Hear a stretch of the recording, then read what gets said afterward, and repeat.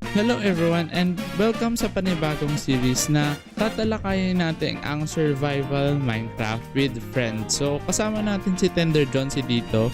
Kilala nyo din siya sa pagkakadacraft niya. And isa sa aming malapit na kaibigan na si Teach Me Please Bud. So ano bang dito sa series namin? So ang dito is merong mga challenge along the way na kailangan namin kumpletuhin at kailangan namin isekretuhin sa isa't isa kasi ayun nga, kasi parang secret objective siya. So ayun, kung hindi siya matatapos within the recording or malalaman siya, ay magkakaroon kami ng in real life consequence. So tara, simulan na natin. Ayun, mag-gather muna tayo ng ating gamit para sa, syempre sa simpleng survival na So tayo ng kahoy, tapos try na rin natin magmina para makapagsimula na din. Tapos sa series na to ay gusto ko na rin sana ma-develop ang aking pagbibuild kasi ayun nga, parang medyo naglalak din ako sa building skill. Sa tagal ko nang nagma-Minecraft pero parang sobrang liit pa lang ng knowledge ko sa pagbibuild, kaya gusto ko sana i-hone yung skill ko dito. Hello, Sed. Hello po. Kaya mo yan. Ay, kawawa. Hindi na bate. Sad boy. So ito yung task ko sa'yo. Ano Mamimili ka ng isang item na aalagaan mo. Tapos iyayabang mo kay Teach. Buong session. Every once in a while, iyayabang mo kay Teach. Sige. Basta wag mo siya isasabihin kay Teach na niyayabang mo ganun. Ay, basta Session wag mo yun, sasabihin yung whole session. Okay. Basta wag mo sasabihin yung task mo. Okay. Parang may naisip na akong mas better. Kasi ang ni Teach ay pareho kaming may gusto sa keyboard. Kaya ayun, parang gusto kong yun. I-rename ko ang isang gamit. Tapos mag-aano ko ng kinaayawan niyang gamit. Hello? Ano yan? Ayun nga, pwede isang item pero pwede ko i-rename. Ikaw na ba? Basta yung pwede mo pangalanan. Kasi bala ko na magre-rename ako ng isang bagay na kinakaayawan ni Teach. Tapos sasabihin ko, ay, ang ganda-ganda nito eh. Sige lang. Tama. Sige. Lalayuan ko muna sila. Kasi ako'y maghahanap na ng iron at baka harangan pa nila ako sa pag-ano ng iron na yan. Ay, wala din. Ay, ito, iron. So, kailangan natin So 9, 27. So kailangan natin maka 31 pala. Ang dami din pala natin kailangang iron para dito. Pero okay lang yan. Para rin sa to. Pero nagtataka ko, wala pa rin ako pagkain. Ay, hindi na ako pinapansin. Muted na naman ako niyan. Na-mute na naman ako. Minute na naman ako. Okay lang yan, lalayo na lang ako. Ako na lang magpapalayo. Sige, bye-bye. Parang deadly to Pero sige, tara. Para kay Teach. Kung iron makita, di pa tayo sa ibang lugar. Kasi walang iron. Iron. Nasaan ka na? Ay, hindi ka iron. Hindi ka iron. Wala rin akong pantakbo. Kaya anong gagawin natin? Iikutan natin. Siyempre, mautak tayo eh. Ang kunat naman ng dito. Ang iron. Ba't ka kunat naman ng iron? Tingin ko kailangan muna natin maghanap ng pagkain sa taas. Teach, lumapit ka. May regalo ko sa'yo. Dahil sobrang bait kong kaibigan, gusto ko sana ibigay ang aking unang iron. Kasi sobrang ganda na ito eh. Loko. Okay lang. Kaya ko mag-gano sa sarili ko iron pa. Wala ka. Iwan ako yan. Iwan ako yan. Sayang. Napakaganda niyan. Sasayangin mo yung napakagandang na pinaghirapan ko to. Hindi niya pinansin ang aking iron. Pero sayang to. Ang iron din to, no? Tapos kailangan rin natin pahalagan to, no? Rin ditong iron. Ano ba yun? Pinamalas ata tayo Not meant for us. Pinamalas tayo. Hanap pa tayo ng ibang caves. Ano ba yun? Pinamalas ata tayo Not meant for us. Pinamalas tayo. Hanap pa tayo ng ibang caves. Laki. Gusto nga lang napakapanganib. Okay lang yan. I'll take the risk. Ba't wala pa rin iron? Hanap pa tayo. Tingin-tingin lang tayo. Baka meron. Baka nabubulag lang tayo. Eventually. Tingin ko. Tataas na ako kasi hindi ako confident sa aking skills. Kailangan ko pang 9 na iron.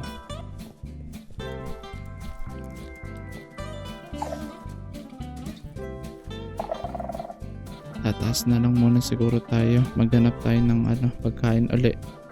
Ito tayo ng sabi niya, hindi ka uuwing luhaan. Ayun, sana apat. Lang pa isa. Kailangan ko pa ng 2 pala. Ayun. 2. Sabi nga ng Minecraft, hindi ka uuwing luhaan. Mamamatay ka lang, pero makakauwi kang successful. So, ang plano ko kay Teach ay, ayun nga.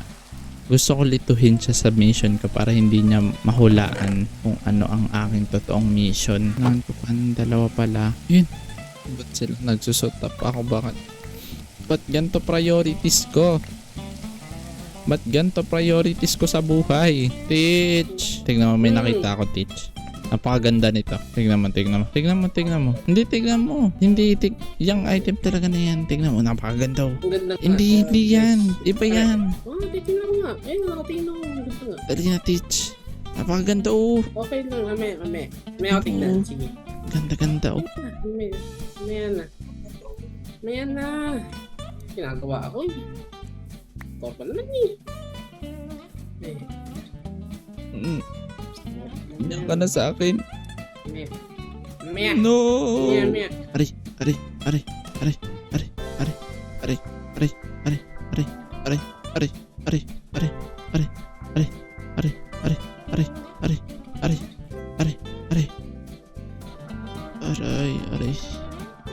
Sakit sa leeg.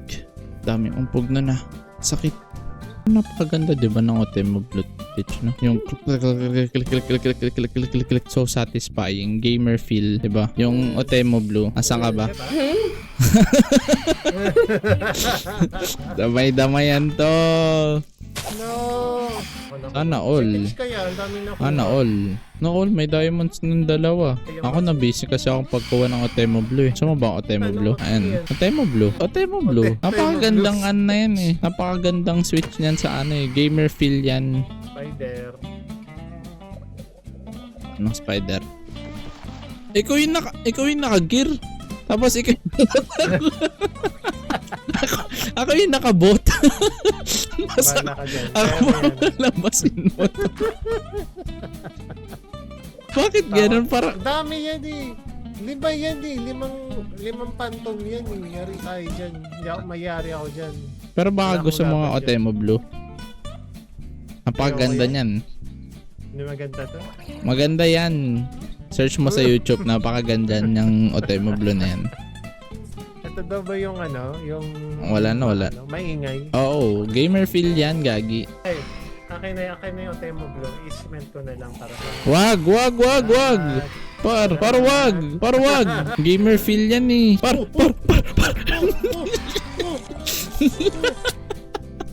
You're on your own.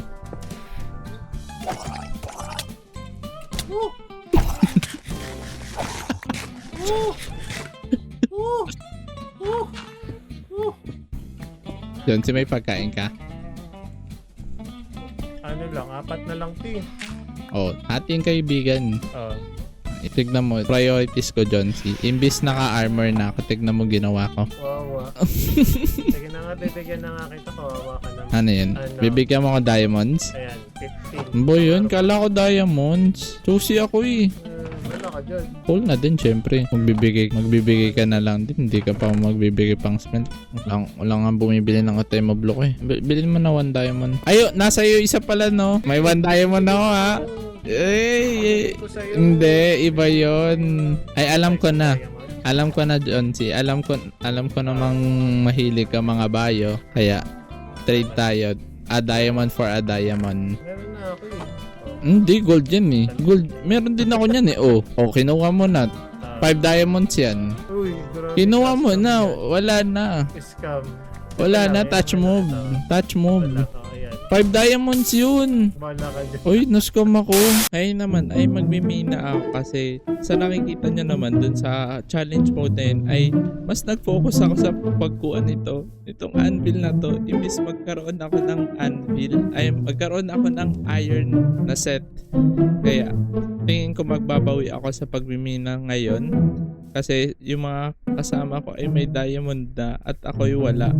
Namulubi lang ako kay John C at naawa naman siya. Kaya magmina muna tayo. Kaya tara. Pero bago yan ay mag-chat muna pala tayo para kumunat-kunat yung ano. Kasi tignan mo naman ang ganda ng ano nila. May build na agad sila.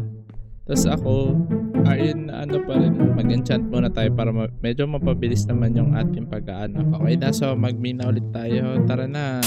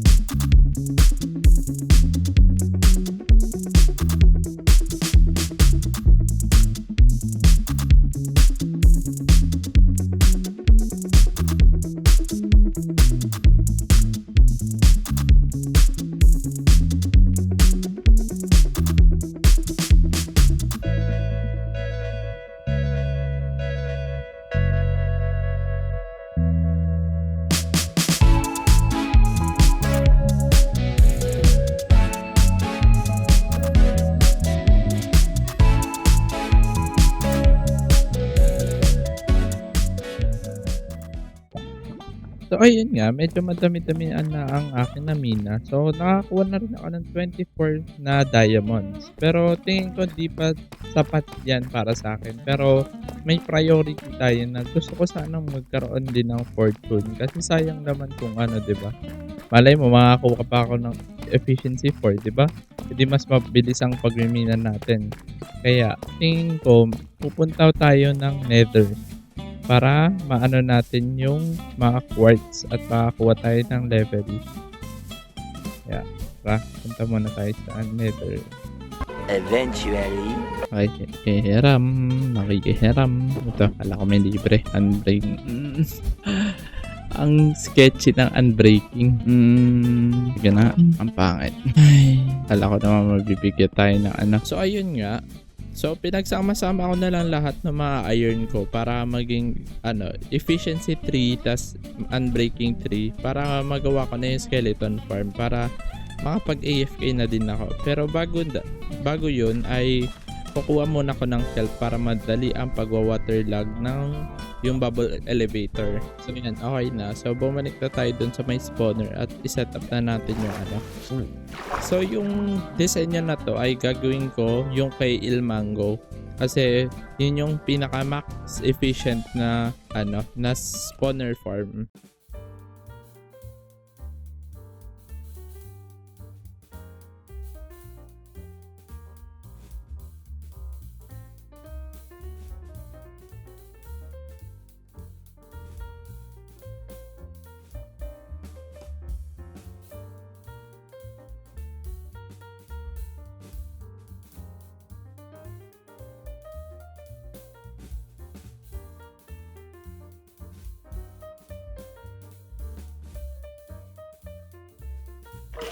Yan, test na natin kung one shot ba lahat. Well, may mga armored so hindi one shot lahat. Yun. So nag-ano na. Mas may stab na tayo. Okay na siguro pong AFK to. Makapag AFK na tayo para makapag-level na rin tayo. The next morning. Yun, so nag-AFK ako na matagal-tagal at nakakuha na rin tayo ng 94. So tingin ko mag-enchant na din tayo ng bow Tapos tatry na rin natin yung mga shovel, tas axe para mabilis ang pag-gather natin. So tapos maglinis-linis lang muna tayo ng mga gamit. Ay, sobrang daming gamit. So ayun, taas muna tayo kasi tayo mag-enchant na. Dito ba? Hindi, mali dito pataas. Aayusin natin yan next episode. Pero for the meantime, mag-enchant muna tayo ng ating kagamitan para ma-ice natin at makapag-gather na tayo ng gamit. Eventually. Nadidepress ako kasi ayun 60 level para maano, tas hindi gano'n namang kaganda yung aking gamit. Yeah, parang ano. So anyways, dito ko natatapusin tong episode na to kasi tingin ko naman nagwagi na rin ako sa episode na to na nakapag-diamond na tayo, nakapag-enchant na tayo, plus natapos na rin natin ang atin there na pagmalaki natin ang Otemo Blue para kay Teach. 'Di ba? Kasi pang gamer feel 'yun eh. Napakaganda ng Otemo Blue eh, 'di ba? 'Di ba? So, 'wag niyong kakalimutan mag-subscribe, mag-like and mag-comment na rin kayo kung gusto nyo. So, bye-bye.